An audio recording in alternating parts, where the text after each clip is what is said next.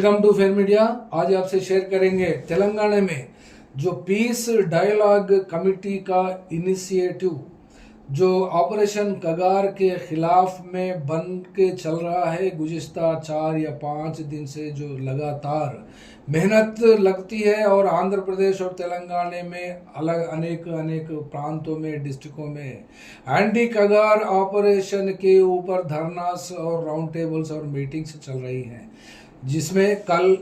तेलंगाना के सीएम रेवंत रेड्डी से मुलाकात की और ऑपरेशन कगार को गवर्नमेंट ऑफ इंडिया से बात करके रुकाने की ख्वाहिश की है और अपना एक रिप्रेजेंटेशन दिया है, जिसमें पीस डायलॉग कमेटी के चेयरमैन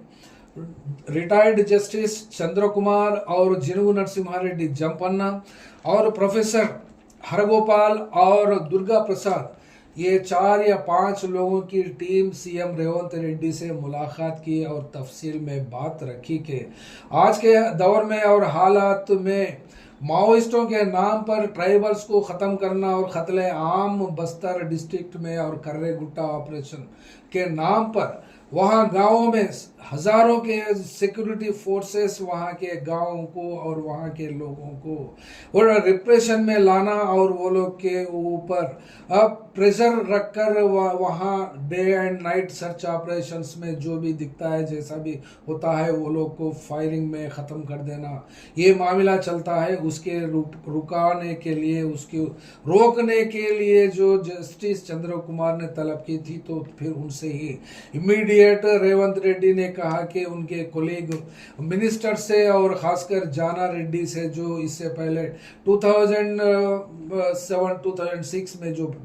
पीस डायलॉग हुए थे, जबकि माओइस्ट पार्टी नहीं थी, CPI-ML पीपुल्स वार की स्टेट कमेटी से, और जब उस वक्त YS Rajasekhar Reddy chief minister थे,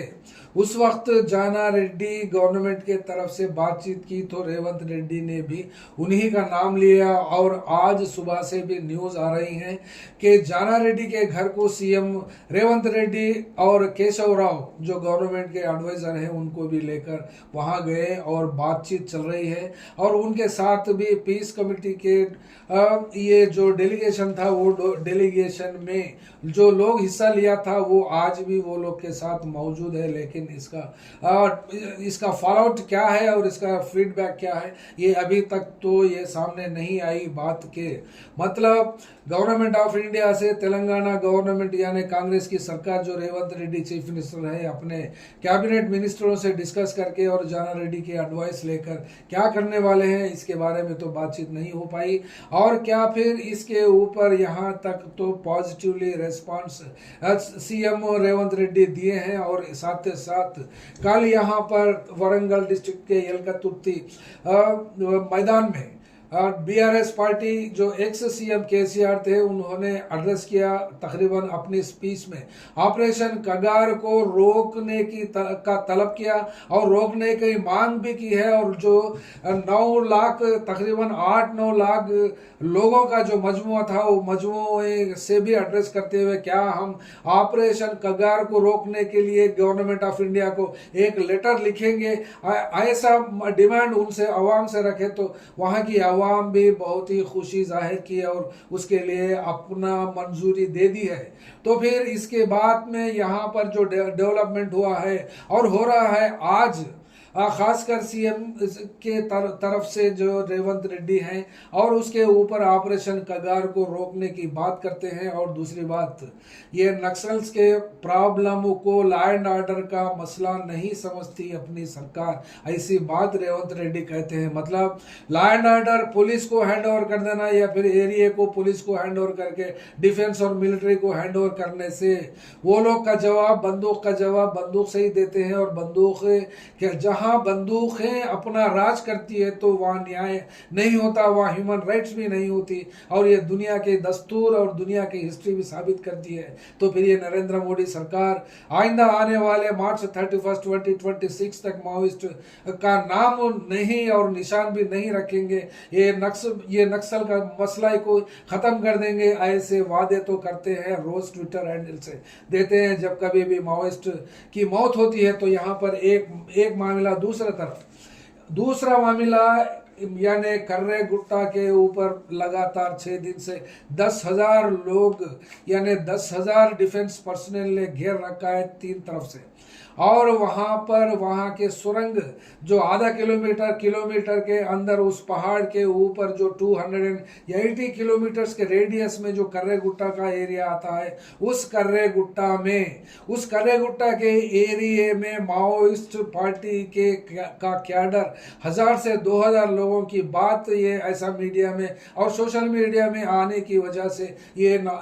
ऑल इंडिया सतह पर बहुत ही इम्पोर्टेंट मुद्दा बन चुका था। और इसी दौरान वहां पर कश्मीर में पहलगांव में टेररिस्टों ने टूरिस्टों के ऊपर खात्मा हमला करके 26 लोगों की जान लेने से फिर नेशनल लेवल पे जो लोग का जो कंसंट्रेशन जो अटेंशन था, फिर वो कर्रे गुट्टा या फिर माओइस्ट पार्टी के रिपुटेशन के ऊपर या फिर फायरिंग के ऊपर से हटकर पहलगांव को चले गया। तो फिर दोबारा उसका मामला यह होता है कि एक तरफ ऑपरेशन कगार चलता है और दूसरी तरफ टेररिस्टों के ऊपर पाकिस्तान के खिलाफ में जो मोदी सरकार स्टेप्स लेती है, और उस स्टेप्स के ऊपर ही तकरीबन रुझान लोगों का उधर ही रहने के बावजूद भी यहाँ पर छत्तीसगढ़ के लोकल मीडिया चैनल्स के जरिए एक बात मालूम होती है कि माओइस्ट पार्टी का जो सेंट्रल लेवल लीडरशिप है यानी सेंट्रल कमेटी मेंबर्स तकरीबन 10 से 12 लोग वहाँ पर कर्रे गुट्टा के एरिया में शेल्टर ले रखा था। और ये ऑपरेशन कर्रे गुट्टा के ऊपर जो डिफेंस पर्सनल पुलिस और डीआरजी हो या फिर सीआरपीएफ हो और डिस्ट्रिक्ट बस्तर टाइगर्स हो या फिर बस्तर फाइटर्स हो और जितने भी पुलिस फोर्सेस हैं, ये फोर्सेस और कर्रे गुट्टा के सुरंग में भी घुसे हैं और वहां पर टार्च लाइट से सर्च करते हैं। तो वहां पर 1000 लोगों का राशन खाने का, पीने का और रहने का बंदोबस्त वैसा हुआ वहां पर देखने को मिला। तो फिर ये बात साबित हो गई है कि ऑपरेशन कर्रे गुट्टा के ऊपर परसों 3 दिन के नीचे हमने भी एक वीडियो बनाया था कि 38 लोगों की एनकाउंटर में या मुठभेड़ में, फर्जी हो या असली हो, उसमें माओइस्टों की मौत हो गई। लेकिन उन माओइस्टों का ना ही नाम लिया गया और ना ही पता, ना ही फिर कौन है उसमें, लेडीज कितने हैं, जेंट्स कितने हैं और कौन से एरिया के हैं, तेलंगाना के हैं या फिर आंध्रा के हैं या छत्तीसगढ़ के हैं या उड़ीसा के हैं या झारखंड के हैं या महाराष्ट्र के, कहाँ है क्या है ऐसा पता तो नहीं मिलता है। और दूसरे तरफ पुलिस और डिफेंस पर्सनल ने कर्रे गुट्टा के एरिया को किसी को भी जाने की इजाजत नहीं दी। और वैसे भी माओइस्ट पार्टी ने कर्रे गुट्टा के अतराफ लैंड माइंस को जो रखा है, उस लैंड माइंस को डिटैच करते हुए, उस लैंड माइंस को डिफ्यूज करते हुए ये सिक्योरिटी पर्सनल आगे बढ़ रही है और कर्रे गुट्टा को तकरीबन से घेर लिया है। लेकिन वहां पर माओइस्ट वहां से निकल चुके हैं और निकलने के लोगों में सेंट्रल कमेटी भी बच गई है ऐसा माना जाता है। और जो ऑपरेशन कगार के अंदर ऑपरेशन हिडमा का भी है टैग लाइन लेकर इस 10,000 डिफेंस पर्सनल ने कर्रे गुट्टा को और माओइस्ट को नष्टनाबूद करने के लिए जो निकला था। और आज को 6वां दिन या फिर ज्यादा भी है, लेकिन गिना तो जाता है 5 या 6 दिन की बात आती है। तो फिर ये 6 दिन से सिर्फ 38 लोगों की मौत हो गई। वो एक चीज रिपोर्ट आई है और वो भी कहाँ तक सही है या फिर ये किसी से भी, आईजी सुंदरराज बस्तर रेंज के, ना ही उन्होंने इसके ऊपर क्लैरिटी दी और ना ही ऑफिशियल तरीके से कौन सा भी एनकाउंटर के ऊपर या फिर किसी के मौत के ऊपर कौन सा भी डिटेल्स अभी तक नहीं आया और किसी को भी अलाउ भी नहीं कर रहे हैं और कौन सा भी वहां पर एक्सेस नहीं है, ना ही गांव वालों को जाने दे रहे हैं और ना ही प्रेस वालों को, ना ही मीडिया वालों को। तो फिर वहां पर क्या चल रहा है, कौन है और कितने लोग मारे गए हैं और इधर से भी कितने लोग मरे हैं, इसकी तो कोई जानकारी नहीं रहने के वजह से क्या फिर यहाँ पर जो बताए जाते हैं, यहाँ पर कर्रे गुट्टा को घेर लेने के बाद में उसके ऊपर जो डिफेंस पर्सनल पहुंचे हैं, वहां पर जो लोग का नाम लिए गए थे उस कर्रे गुट्टा में जो शेल्टर लेके थे उसमें फर्स्ट कम फर्स्ट नाम आता है हिडमा। और हिडमा, देवा, दामोदर और बल्ली प्रकाश, आजाद, चंद्रना, अभय, सुजाता, कट्टारम, विकल्प, विद्या और उर्मिला, ये 10 से 12 लोगों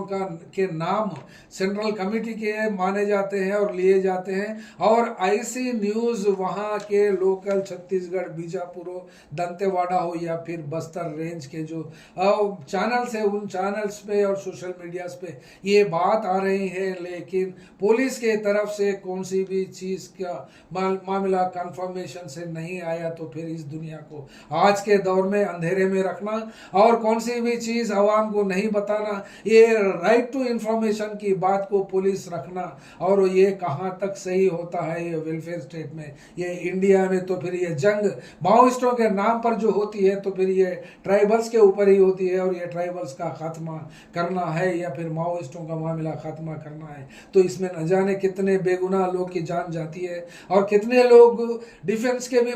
मरते हैं। तो फिर जब मुठभेड़ फर्जी ना होकर रियल होती है तो फिर इधर भी तो कुछ नुकसान होना चाहिए। तो फिर लैंड माइन्स वहां पर बिछा कर रखा है, तो फिर उसको डिफ्यूज करने में किसको डैमेज हुआ, कितने इंजुरीज हुए, कितना हुआ, इसका भी तो कोई पता नहीं है। वो इसलिए कि हर चीज को पुलिस ने कंट्रोल में रखा है। लेकिन बात तो साफ आती है, 1000 से 2000 माओइस्ट अगर कर्रेगुट्टा के आसपास में है और उसके कर्रेगुट्टा के 6 या 7 किलोमीटर के रेडियस में दूसरे पहाड़े भी है, दूसरे वैसे भी हिली ट्रैक है और हिल्स है, तो फिर घना जंगल भी है, तो फिर उसमें कहाँ है। ये बात यहाँ तक भी मानी भी जा सकती है या फिर नहीं भी मानी जा सकती है। वो इसलिए कि सच कंफर्मेशन करने के लिए ना ही माओइस्ट पार्टी के तरफ से कोई लेटर्स हो या फिर कोई स्टेटमेंट्स हो नहीं आया। और वैसे भी रेगुलरली प्रेस ब्रीफिंग करने में सुंदरराज आईजी बस्तर रेंज के करते हैं, लेकिन वो भी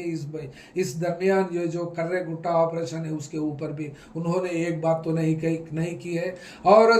वहाँ सीआरपीएफ के डायरेक्टर वो हेडक्वार्टर्स में रहकर, रायपुर में रहकर इसको पूरा मॉनिटर कर रहे हैं। तो फिर आईजी सुंदरराज भी शायद इसको भी मॉनिटर कर रहे होंगे, लेकिन वहाँ का कौन सा भी क्या हो रहा है इसके ऊपर तो कोई जानकारी किसी को भी नहीं है। तो फिर क्या जानकारी देते हैं, तो फिर जो भी जानकारी आती है पुलिस अगर इसको सीक्रेटली तरीके से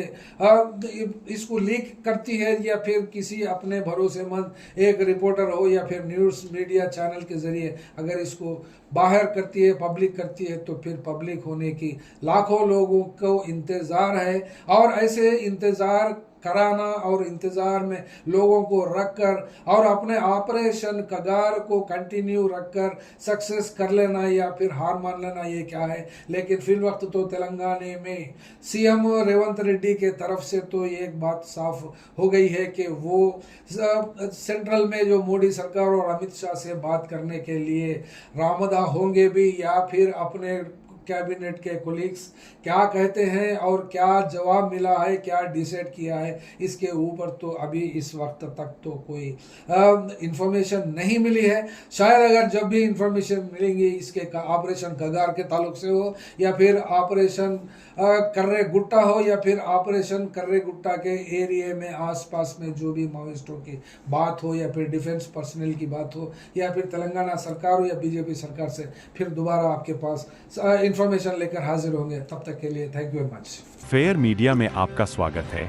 हमारे चैनल को सब्सक्राइब करें और हमारे वीडियो देखें। हर अपडेट के लिए घंटी आइकन चालू करें। हम वास्तविक और निष्पक्ष समाचार और राजनीतिक अपडेट प्रदान करते हैं।